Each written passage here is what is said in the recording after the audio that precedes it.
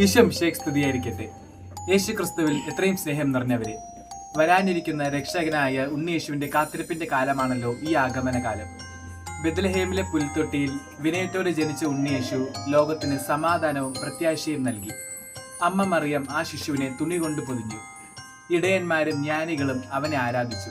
അവൻ ദൈവത്തിന്റെ സ്നേഹവും രക്ഷയും ലോകത്തിന് നൽകാൻ വന്നവനാണ്. ഈ വരവിനായുള്ള സന്തോഷമാണ് ആഗമനകാലം നമ്മെ ഓർമ്മിപ്പിക്കുന്നത്. ഈ ആഗമനകാലത്ത് ജനിക്കാൻ പോകുന്ന ഉണ്ണിയേശുവിനായി നമുക്ക് സുഹൃത ജപങ്ങളാലും സൽകൃത്യങ്ങളാലും സമ്മാനങ്ങൾ ഒരുക്കി കാത്തിരിക്കാം.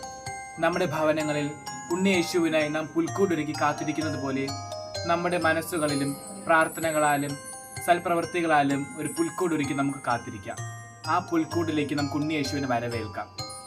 ഏവർക്കും സന്തോഷത്തിന്റെയും പ്രത്യാശയുടെയും ഒരു ക്രിസ്മസ് കാലം ആശംസിക്കുന്നു.